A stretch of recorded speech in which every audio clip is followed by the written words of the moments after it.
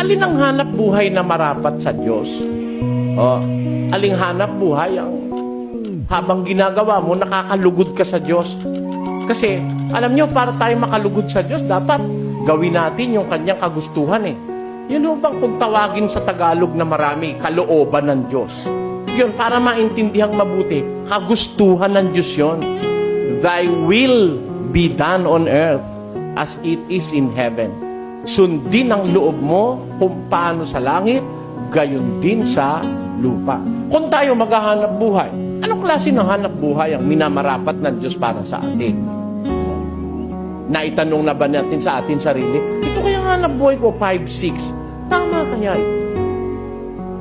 Lalapit yung tao, gipit na gipit.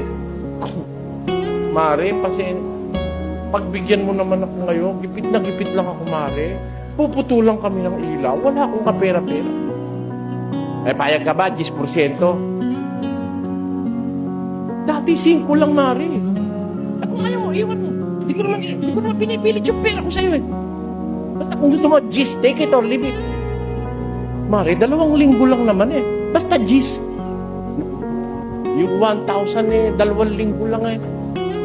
10% ipapatubo. Di, magkano sa buwan yun? Di 20%. Magkano sa taon yun? 240%. Samantalang sa bangko, sa 6% lang isang taon sa savings deposit.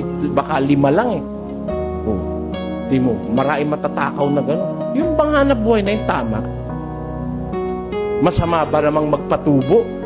Baka naman pagkamalan nyo, bakit Mr. Soriano? Masama bang magpatubo? Una, sasagutin ko na kayo, hindi masamang magpatubo. Pero paano pagpapatubo? Di tanungin natin sa Diyos. O, payag ho kayong ganon? Yan, hindi naman lahat ng dadaluhan yung Bible study, puro na lang taas ng kamay. Tinatanggap mo na ba si Jesus? Ganon lang eh.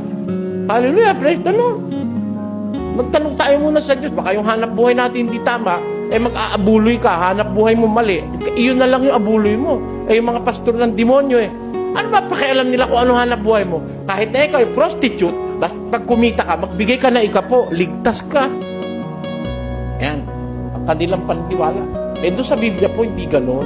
Tignan mo natin sa Biblia. Alamin natin sa kasulatan. Tanungin natin ng Diyos sa Biblia. Alin yung mga hanap buhay na marapat sa kanyang paningin.